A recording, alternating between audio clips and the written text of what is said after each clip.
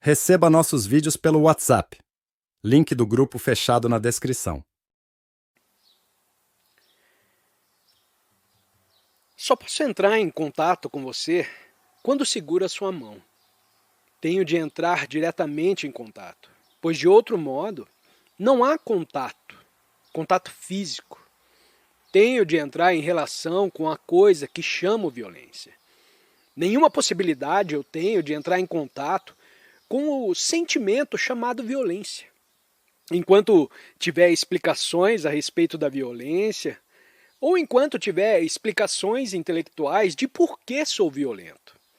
Sou um animal, a sociedade é violenta, faço parte dessa sociedade e, portanto, por causa da sociedade, sou também violento. As circunstâncias me forçam a sê-lo. Tais explicações me impedem o contato com o fato. Percebo isso e percebo também a importância e urgência de entrar em relação com o fato. Portanto, não tenho mais teorias. Compreende? Já não tenho teorias de espécie alguma, fornecidas pelo comunista, pelo socialista, por este ou aquele santo.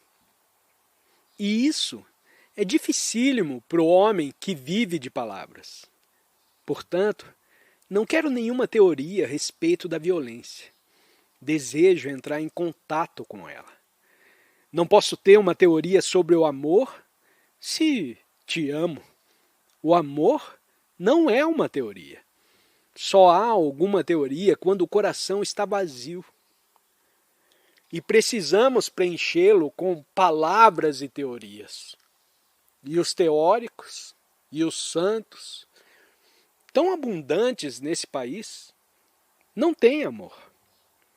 Assim, só posso entrar em contato com o fato quando, a seu respeito, não tenho teorias, nem crenças, nem opiniões. Também não posso ter relação com o fato se estou a fugir dele. Estou fugindo ao fato quando digo qual é a solução desse problema, porque então estou mais interessado na resposta, na solução ou substituição do problema, do que entrar em contato com o próprio problema.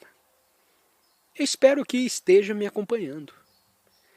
Assim entro em relação com o fato, sem estar munido de alguma opinião ou teoria. Opiniões e teorias nos impedirão de nos pôr em relação com o fato. E a fuga, em qualquer forma que seja, também me impede de entrar em contato com o fato. E uma forma muito sutil de fuga ao fato é a palavra relativa ao fato. Compreende, senhores? Veja, a palavra é muito importante. Para nós, a palavra hinduísta é bem importante, porque escudados nessa palavra, ou por causa dessa palavra, estamos dispostos a lutar e a matar. Não investigamos o seu significado. Aceitamos simplesmente o rótulo e estamos dispostos a matar todo aquele que se opõe a ele, ou a ser mortos por causa dele. Portanto, a palavra, comunista, socialista, minha maneira de vida, a classe a que pertenço, é sumamente importante para as pessoas em geral. Vivemos de palavras e por isso temos o coração vazio, seco e cruel. Assim a palavra violência te impede de entrar em contato com o sentimento que chama violência. Digamos a coisa de uma outra maneira.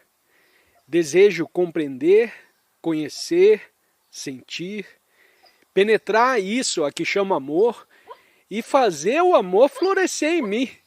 Não sei o que é o amor. Tenho opiniões a seu respeito.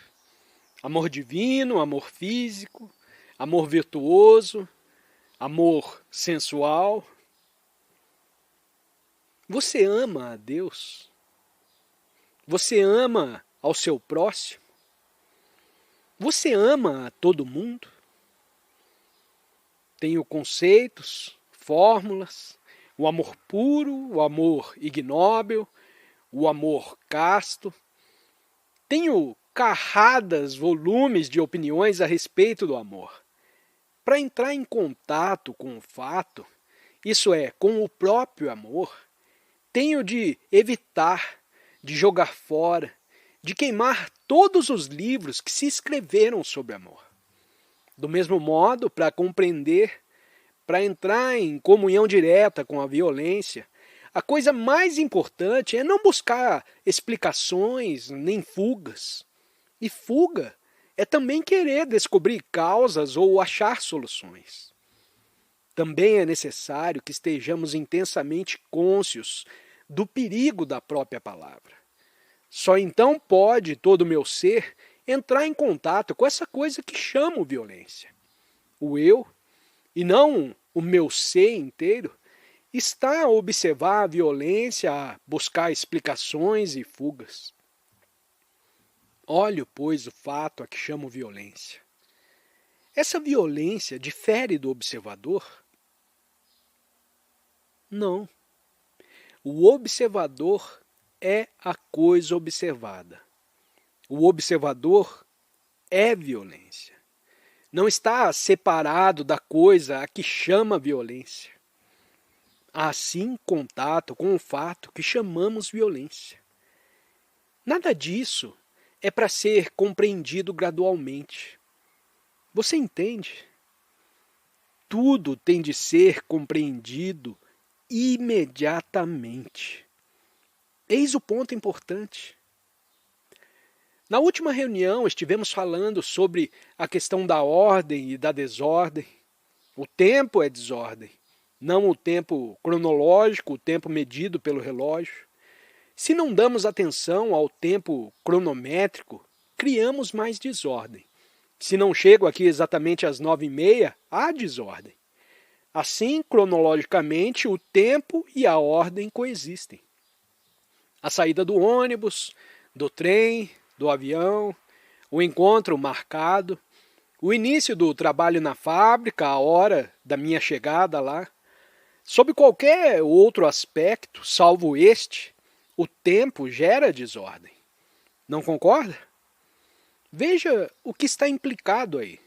Porque para nós o tempo é um processo gradual. Uma continuação de ontem através do hoje para amanhã. Uma duração.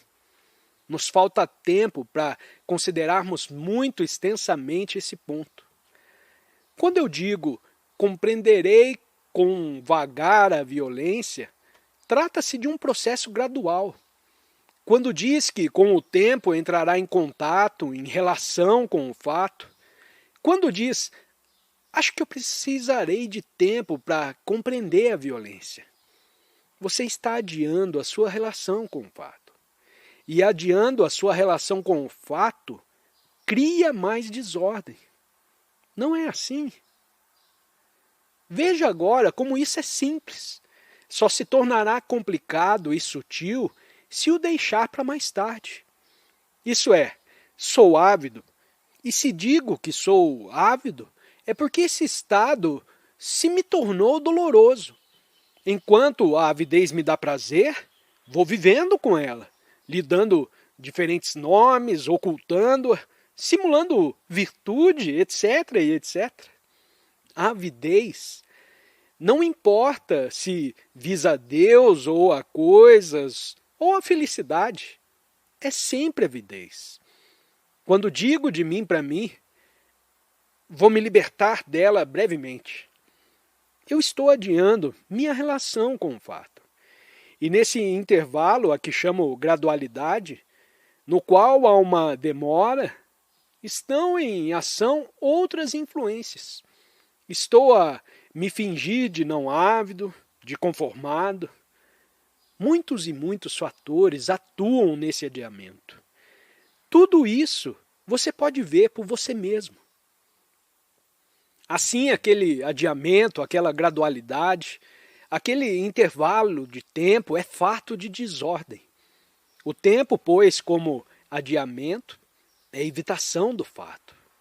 Ao dizer que amanhã farei uma certa coisa, serei bom, não me irritarei, isso significa adiamento, fuga ao fato. E quando evita uma coisa, está criando mais confusão, mais aflições, mais perturbações, mais conflitos e, portanto, mais desordem. Se de fato se compreende essa coisa, não verbalmente, porém de veras, quando se percebe que o tempo gera desordem, a ação é então imediata.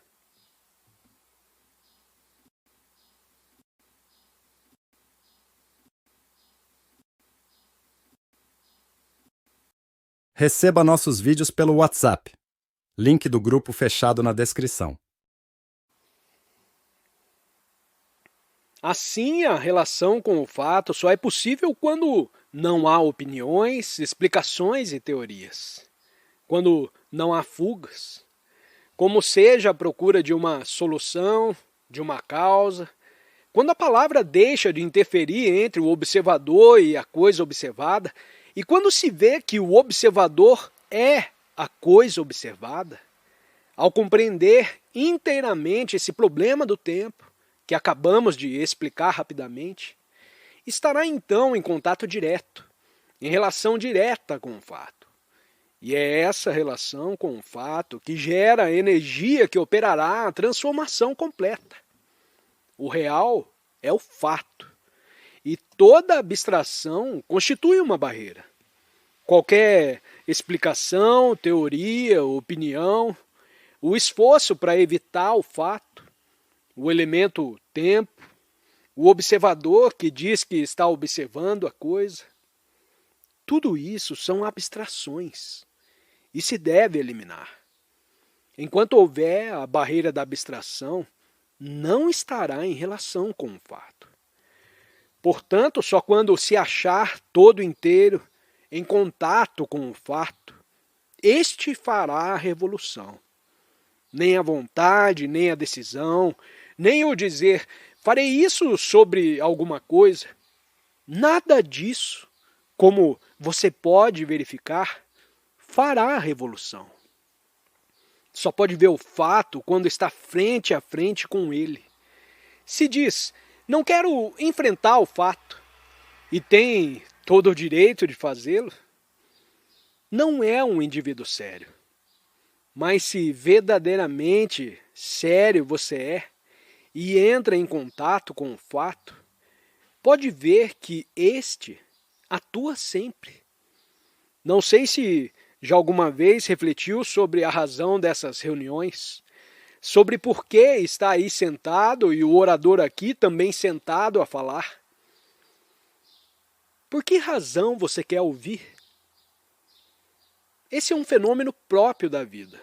Quer se trate do discurso de um político, de um guru ou de quem quer que seja. Por que você deseja ouvir esses discursos? Por que os ouve e como os ouve? Não sei se já teve ocasião de considerar esse ponto. Por que desejamos ouvir o que o outro diz? É compreensível que eu vá ouvir a preleção de um professor sobre o computador, a ciência, a matemática e etc. Trata-se da ciência tecnológica. Mas por que vocês vêm aqui me ouvir?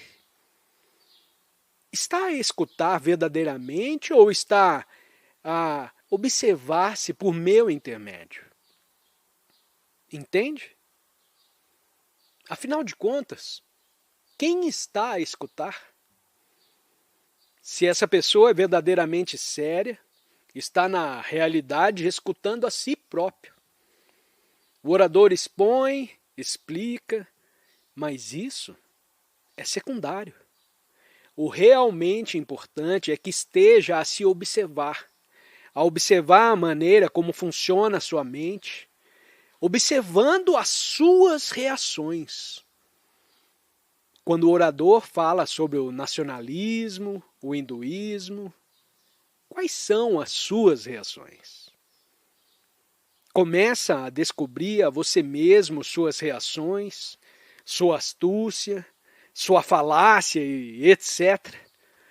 Quando está sentado e verdadeiramente em silêncio, a escutar uma palestra dessa natureza, De outra maneira, ela não tem valor nenhum.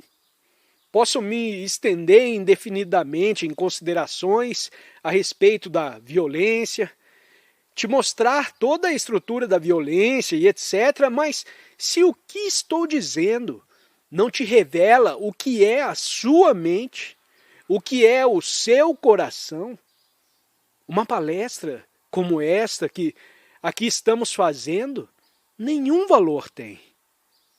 Trata-se da sua vida. Você tem de viver a sua vida. Cabe a você verificar como está reagindo a esta guerra. E está simplesmente a flutuar na corrente, como faz a maioria das pessoas, inclusive os santos e todos os seus discípulos? Se uma pessoa escuta, ela descobre por si própria o quanto ela é superficial. E esse descobrimento não deprime. Pelo contrário, é o descobrimento de um fato.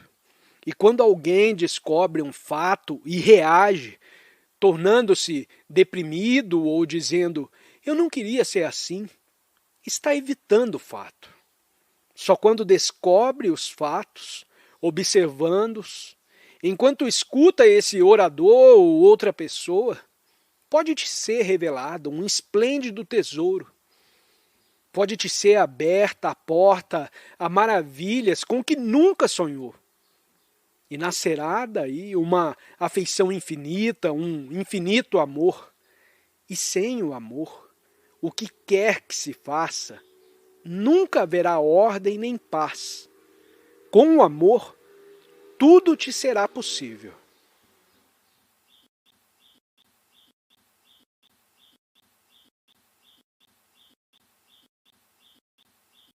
Receba nossos vídeos pelo WhatsApp. Link do grupo fechado na descrição. Antes de começarmos, importa compreendermos o que significa a verdadeira comunicação. Quando comparecemos a uma palestra ou reunião dessa natureza, desejamos nos comunicar mutuamente acerca de diversos problemas. Não pretendemos apenas dissecar opiniões intelectualmente, ou fazer um confronto de nossos conhecimentos, ou interpretar coisas ditas por outros, Sankara, Buda, Cristo e etc. Porém, desejamos descobrir por nós mesmos as origens de todos os nossos problemas, porque estamos alagados a nos afogar em problemas, não só exteriormente, econômica, social, ambientalmente, mas também interiormente. No íntimo de cada um de nós há tantas contradições, conscientes e inconscientes, tantos conflitos não resolvidos, tantos problemas firmemente enraizados em nós mesmos. E desejamos nos comunicar acerca desses problemas. Não tensionamos escondê-los debaixo de outros problemas, outras soluções, outra maneira de encarar a vida, outra filosofia, outro sistema, etc. e etc. Desejamos sim descobrir a complexa natureza de nosso ser, olhá-la com nosso coração, nossa mente, nossos ouvidos, nossos olhos, com todo o nosso ser. Está em direta comunhão com todos os problemas e desse modo resolvê-los. Portanto, você que está a me ouvir, tenha não só de ouvir as suas palavras, mas também de escutar, de observar o que realmente existe, o que na realidade se está passando no interior de sua mente. Porque essa é a única coisa que possuímos. A mente, por mais insignificante, por mais limitada e vulgar, ou por mais tirânica ou brutal que seja, é só ela que possuímos e temos de compreendê-la. E não tentar negá-la, dizer que é pura ilusão, tentar transcendê-la. Temos de compreender essa coisa que é a nossa vida, que são as nossas relações. Portanto, importa o escutar. Escutar não só o orador, mas todos os movimentos da vida. Porque a vida é um movimento de relações. Temos de escutar esse movimento da manhã à noite, a todas as horas. Escutá-lo atentamente, sem procurar traduzi-lo, sem dizer isso é certo, aquilo é errado, isso é bom, aquilo é mal, isso deve ser, aquele outro deve não ser. Escutar simplesmente a canção desse extraordinário movimento da vida. E no escutá-lo, começamos a compreendê-lo. Porque a vida não é algo de exterior que está a passar ao nosso lado e que observamos. A vida é esse movimento que há dentro de nós mesmos, do qual fazemos parte. É esse movimento que temos de perceber, que temos de clarificar, compreender, amar, acompanhar. Temos de nos embeber-nos completamente de seu significado. Do contrário, nossa mente permanecerá superficial em extremo. Você pode ser um erudito, capaz de citar todos os livros sagrados do mundo, praticar numerosos sistemas da yoga, expor esta ou aquela filosofia, da exibição da sua erudição, mas sua mente continuará muito estreita e vulgar. E essa vulgaridade é que precisa ser compreendida. E com a própria compreensão dessa vulgaridade, ela se quebra. O que vamos, portanto, apreciar nessa manhã é a questão do conflito interior e exterior, do sofrimento e sua terminação e a vida como ação. São estes os assuntos dos quais trataremos hoje. Quando o orador fala, vocês também participam. Não está simplesmente a ouvir o que ele diz e concordando ou discordando. Está trabalhando tão diligentemente, tão intensa e vitalmente como o orador. Só quando trabalha com essa intensidade tem significação o que diz o orador. Mas se aí você se senta para se entreter com uma palestra casual, ou para ter confirmação do que você crê ou não crê e etc., está então meramente a ouvir uma série de palavras, sentenças e frases de pouca significação. O homem vive há mais de 2 milhões de anos. 2 milhões de anos de sofrimento. Isso é, de dor física e dor psicológica, de dor exterior e dor interior. Observe a você mesmo. A dor não é uma abstração. Nós estamos sofrendo. Os entes humanos sofrem. Há a dor física e há a dor interna, psicológica. E evidentemente não conseguimos dissolvê-la. No mínimo que fosse, não conseguimos nos libertar dessa dor, dessa ansiedade, desse medo, dessa contradição. Mas se não nos libertarmos da contradição, do conflito, da dor, do sofrimento interiormente existentes, não haverá possibilidade de termos uma mente clara e graças a essa claridade silenciosa. Só a mente silenciosa é criadora. Só ela pode ver o que é a verdade e a criação do verdadeiro. Pois a verdade não é uma abstração, uma coisa definitiva, porém uma coisa viva em perpétua criação. Estamos empregando a palavra criação em seu mais profundo e mais amplo sentido. Não significa meramente escrever um poema, um livro, um artigo, ou fazer um discurso, ou executar um certo ato externo. Assim, o que nos concerne como entes humanos é o esforço, o sofrimento e a ação. Eles se relacionam entre si. Não pode dizer Compreenderei primeiro o esforço, depois o conflito, depois o sofrimento e depois a ação. Todos estão estreitamente entrelaçados, e compreender qualquer deles é compreender os demais. Sabemos pela observação, sem a ajuda de nenhuma filosofia ou ideologia, que estamos em conflito. Tal é o fato.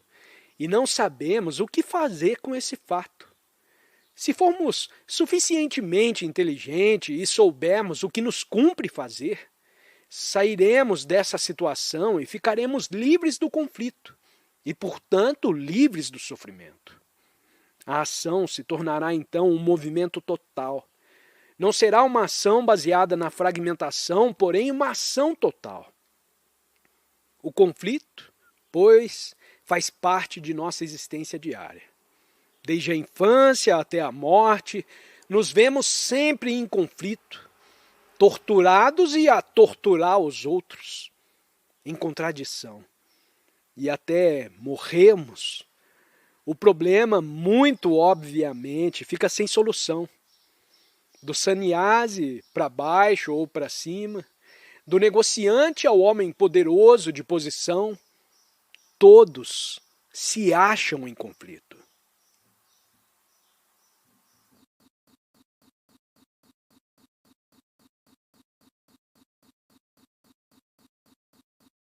Receba nossos vídeos pelo WhatsApp. Link do grupo fechado na descrição.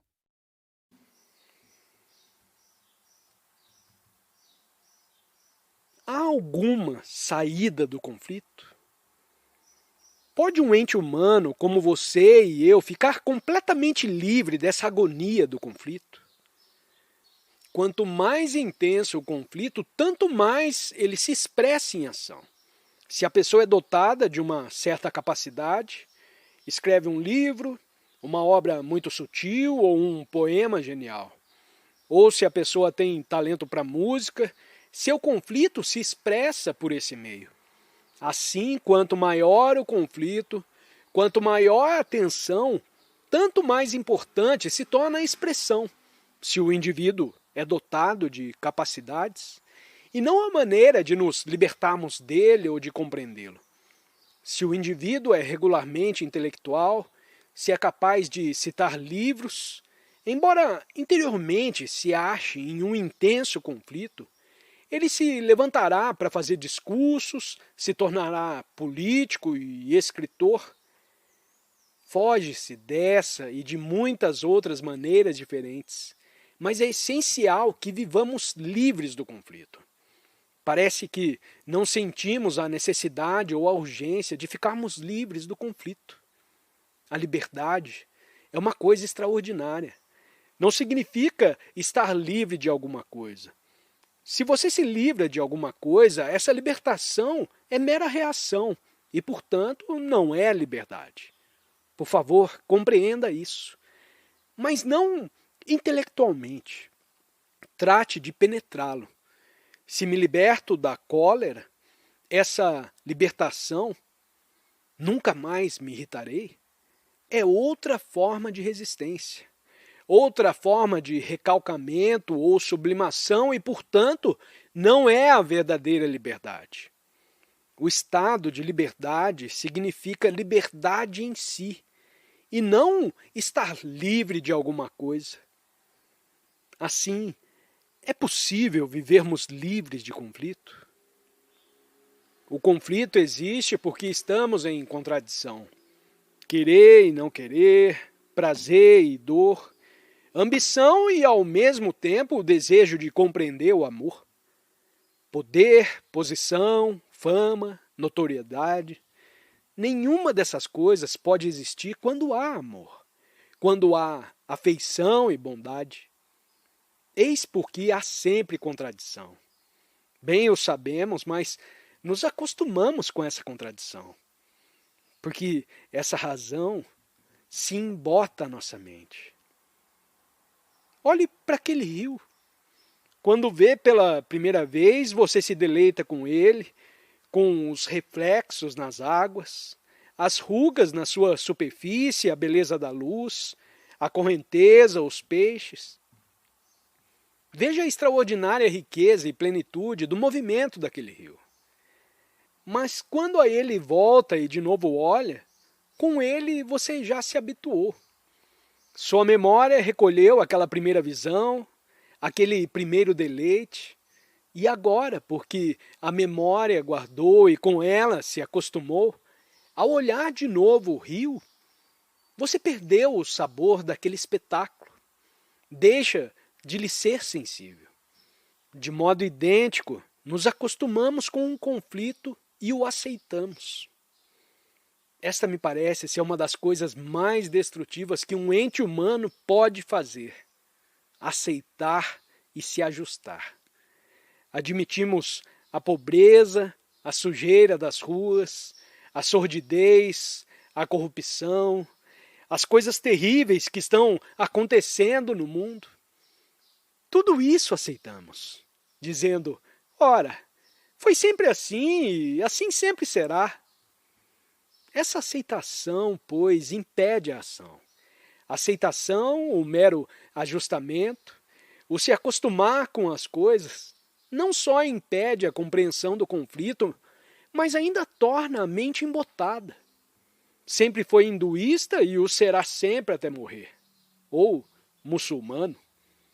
Nos acostumamos e ficamos repetindo o mesmo padrão de existência, dia após dia, até morrermos.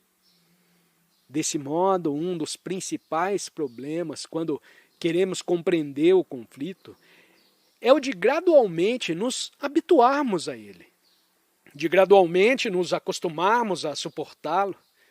E esta é a primeira coisa de que nos devemos guardar.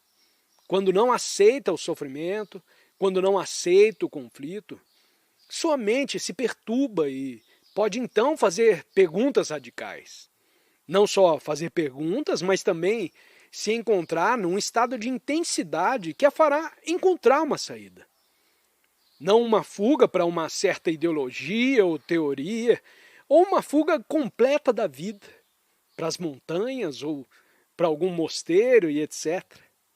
Não aceitando o sofrimento, sua mente se torna alertada, penetrante e, portanto, capaz de investigar e encontrar saída.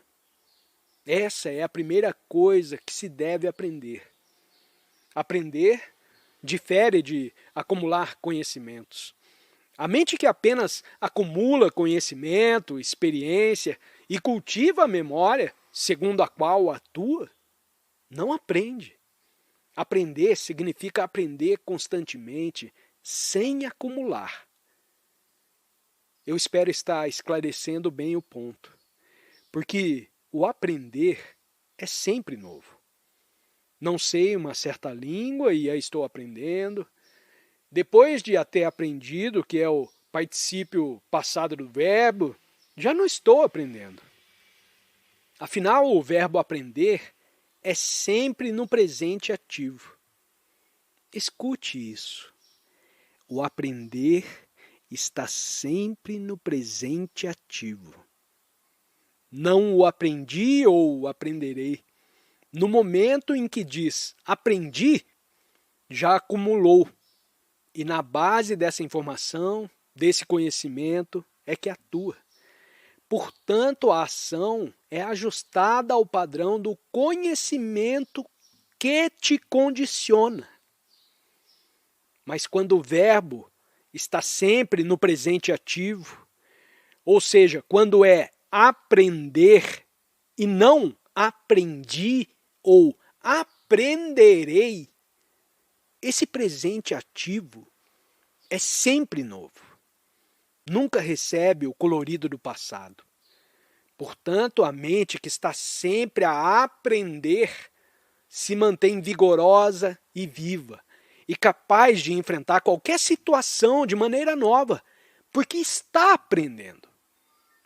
Temos, pois, de aprender no presente ativo, essa formação do hábito, esse acostumar-se com o conflito. A mente que está sempre aprendendo no presente ativo é capaz de enfrentar o conflito e, portanto, de aprender a seu respeito. Quanto mais problemas temos, tanto mais conflitos iremos ter. Cumpre enfrentar esses conflitos, aprendendo a respeito deles e não das coisas acumuladas do passado. O processo de aprender deve ser contínuo.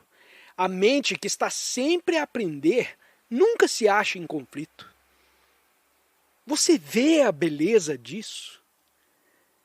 Mas quando a mente acumulou um padrão de comportamento, um padrão de conduta, e vai enfrentar o presente que é sempre ativo, nasce uma contradição. E como resultado dessa contradição, há conflito. E onde há conflito, há esforço incessante e uma azáfama interminável. Temos, pois, de compreender o processo de a mente habituar-se às coisas. Tanto podemos nos acostumar com o belo como com o feio. A mente é capaz de se ajustar a qualquer coisa. Aceitará a guerra como a Europa Ocidental e a América aceitaram como norma da vida. E uma vez tenha aceitado a guerra como norma de sua vida, com ela você se acostumará. Terá serviço militar, instrução nas escolas, soldados. Quanto mais soldados tiver, tanto maior será a pobreza do país. E inicia-se de novo o ciclo. Dirá que tudo é natural, inevitável. Considere isso, por favor. Trata-se da sua vida e não da minha vida. De sua vida de cada dia.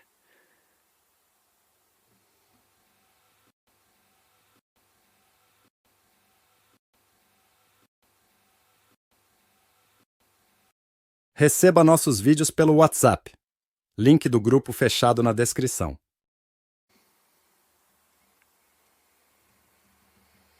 Quando a mente não é nova, não está ativa no presente a aprender. Então, ou o sofrimento se torna um objeto de devoção, como no mundo cristão, ou dele trata de fugir, ou ainda de encontrar uma causa do passado. De sorte, sua mente está incapacitada para compreender, para aprender o que é o sofrimento. Enquanto não aprender o que é o sofrimento, nunca se libertará dele. Por favor, procure penetrar isso junto com o orador, porque a sabedoria não é compatível com a mente que se acha dominada pelo sofrimento.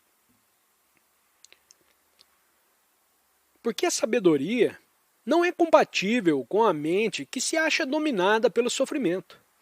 Por mais engenhosa e erudita, por mais competente que seja, a mente em que há sofrimento é sempre uma fonte de malefícios. Se se deseja a ordem social, os entes humanos devem estar livres do sofrimento. E nós necessitamos de ordem, uma ordem absoluta. Porque só quando há ordem, e esta vem quando o ente humano está livre de conflito e, portanto, livre do sofrimento, só quando há ordem pode tornar-se existente uma nova sociedade, uma nova maneira de viver.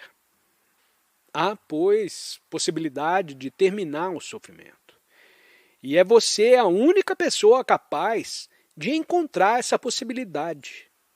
E ninguém mais. Disseram certos instrutores que o sofrimento pode terminar. E se apenas repete o que eles disseram, isso nenhum valor tem. O que tem valor é descobrir por você mesmo, compreender por você mesmo a estrutura do sofrimento, observando em cada dia seus movimentos, suas atividades, suas relações. Como resultado dessa observação, desse aprender que está sempre no presente, verá por você mesmo que o sofrimento pode ser extinto. E ele só pode findar quando o observa, e não quando diz, preciso pôr fim ao sofrimento. O sofrimento precisa terminar.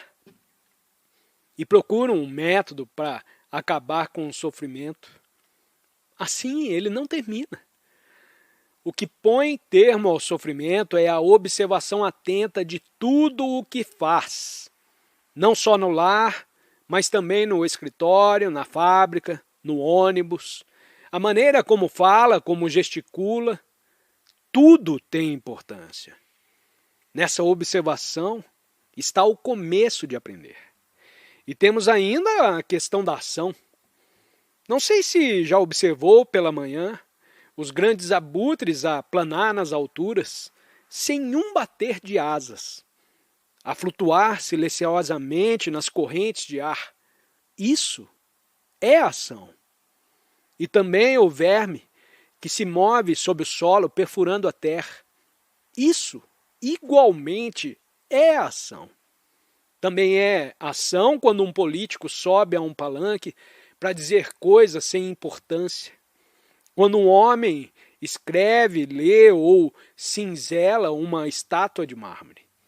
E é ação ainda quando um homem, um chefe de família, frequenta um escritório durante 40 anos seguidos, dia após dia, para executar um trabalho monótono e insignificante, consumindo sua vida inutilmente. O que faz o cientista, o artista, o músico, o orador, tudo isso é ação. A vida é ação do começo ao fim. Seu movimento é todo ação. Mas, infelizmente, fragmentamos a ação.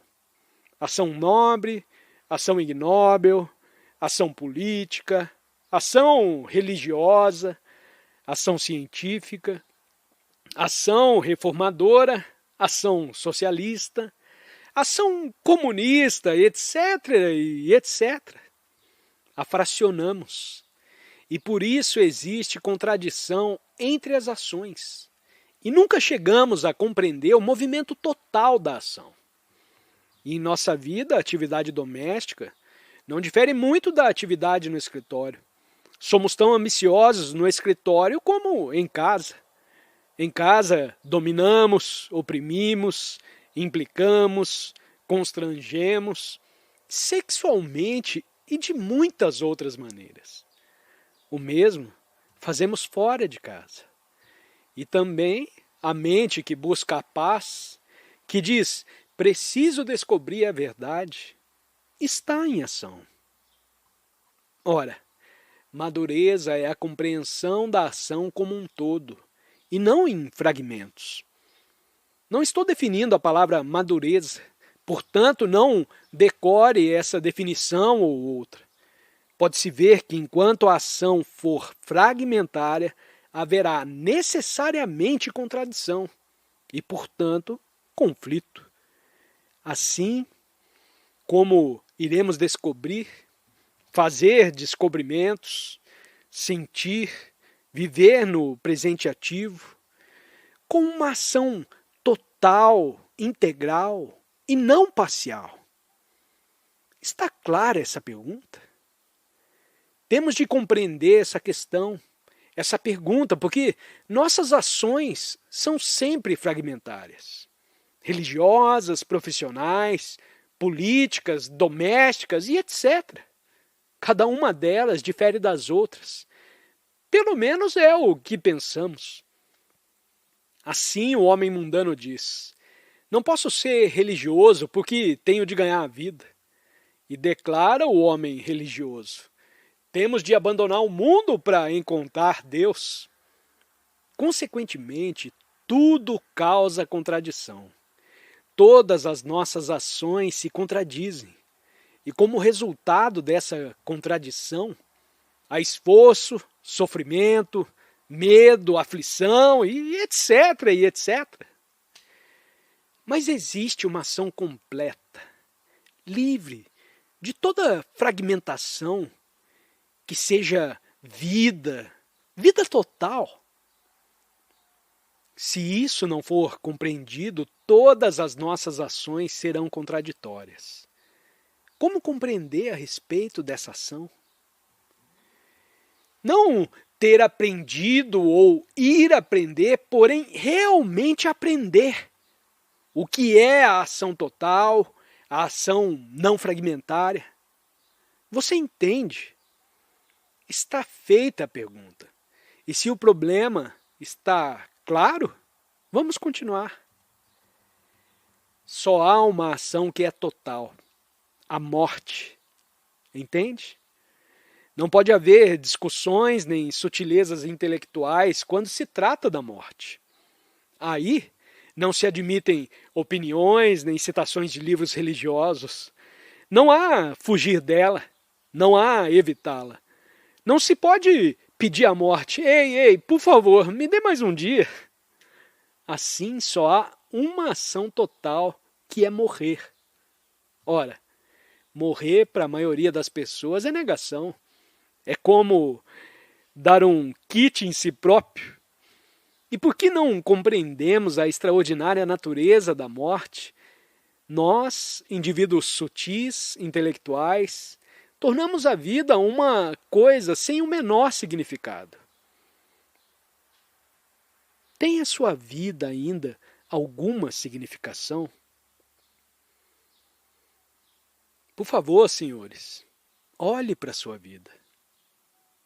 Tem significação a sua vida? Frequentar um escritório, ganhar subsistência, manter uma família, ter prazeres sexuais, conduzir um carro luxuoso ou um carro modesto, ou andar a pé. O que significa isso para você? Escrever um livro ou não escrever nada? Promover alguma reforma social sem importância? Pertencer a uma certa sociedade, etc. e etc. Que significação tem tudo isso? E quanto mais se questiona o viver e suas torturas, menos significação tem ele. E todos os indivíduos talentosos escrevem livros sem nenhuma utilidade e significação. Em seu desespero, escrevem sobre filosofia, inventam filosofias. Mas não nos estamos referindo ao kit da vida, à ação derradeira do desespero. Estamos assinalando que a morte é a única ação total e completa, tal como o amor. O amor é também ação total. No amor não há contradição. Mas o seu amor está cercado de ciúme, de ânsias, de solidão. É o meu amor contra o seu amor. Minha família contra a sua família. Minha nação contra a sua nação. Minha tribo contra a sua tribo. O sul contra o norte. E dizemos que amamos.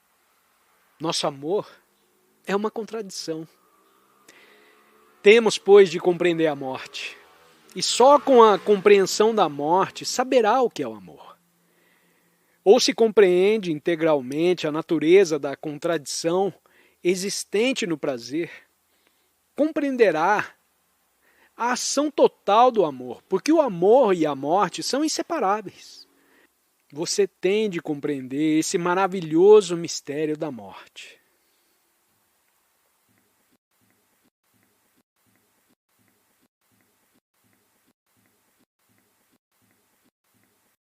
Receba nossos vídeos pelo WhatsApp.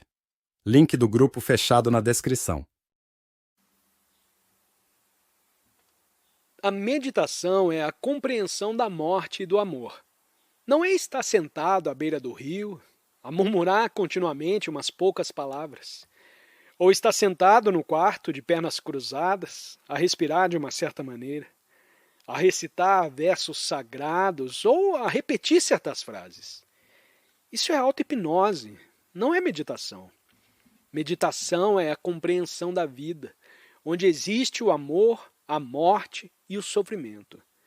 Não compreensão intelectual, é aprender a respeito da vida. A compreensão da extraordinária natureza da morte e do amor é meditação. E para compreendê-la, não há método, não há sistema, não há prática. Porque compreender é aprender. Não pode aprender no presente ativo se tem um método, um sistema, um primeiro passo, um segundo passo, um terceiro passo. Temos, pois, de aprender a respeito da morte. E aprender sobre a morte é morrer todos os dias, todos os minutos, para tudo o que acumulamos psicologicamente. Você entende? Isso é que é doloroso para a maioria de nós. Morrer, terminar nossos prazeres. Você já tentou fazer isso alguma vez? Morrer simplesmente, sem discussão, sem prós nem contras, sem se perguntar por que não devo conservar os meus prazeres? Sem nenhuma dessas sutilezas que inventamos para nos proteger. Tende a morrer natural e facilmente para qualquer prazer que tem. Experimente fazer isso. Faça-o sem a vontade, sem luta, sem esforço, sem abandonar o mundo, sem cultivar isso e aquilo a fim de alcançar uma certa coisa. Como sabe, quando chega o frio, o outono, as folhas caem das árvores. Folhas multicoloridas, belas, vívidas. Na morte também. São elas tão belas como em vida, agitadas pelo vento e banhadas de sol. E para morrer psicologicamente, não comece pelo lado físico, morrendo para suas roupas, para cingir uma tanga. Isso não tem valor nenhum. Não comece do lado errado. Comece do lado certo, que é o seu interior. Morra interiormente para suas insignificantes ambições, suas sutilezas, suas ilusões, seus prazeres e dores. Morre simples e naturalmente. Como irá fazer quando se tornar mais velho? Sem a compreensão da morte, a velhice é uma coisa dolorosa, uma deformidade. E ao conhecer essa coisa chamada morte, saberá também o que é o amor. Nesse país, como em outros, não se sabe o que é o amor. Porque temos medo à beleza. Medo de olhar uma árvore, uma ave a voar, um belo rosto de mulher, de homem ou de criança. Porque foi educado para a aceitação e o ajustamento. Tornou-se costume que o homem religioso seja completamente insensível à beleza, porque beleza para ele significa a mulher, sensação, prazer e, portanto, deve ser evitada. Por isso suas vidas são vazias.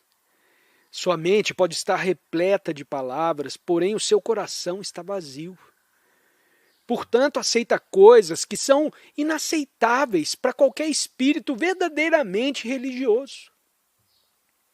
Assim, quando há a compreensão do conflito, há a determinação do sofrimento. E a terminação do sofrimento é o começo da ação total. E a ação total só será possível quando morrermos psicologicamente para as coisas que chamamos prazer e dor. Só então existe o amor. Sem ele, pode fazer o que quiser. Pode subir e descer o Himalaia 10 vezes, 100 vezes, dar a volta no mundo, promover todas as reformas. Jamais encontrará uma saída. Quando bem compreendermos isso, a mente se torna sobremaneira silenciosa. Nessa compreensão, a disciplina. Não uma disciplina imposta do exterior ou do interior. Essa disciplina é ordem. E havendo esse silêncio, extraordinariamente vivo, dinâmico, nele há criação. Dê a essa criação o nome que você quiser. Qualquer nome servirá. Mas enquanto, como entes humanos, não a encontrarmos, não haverá possibilidade de termos ordem e paz no mundo. E nós temos necessidade de paz. Porque só na paz pode o indivíduo florescer em bondade.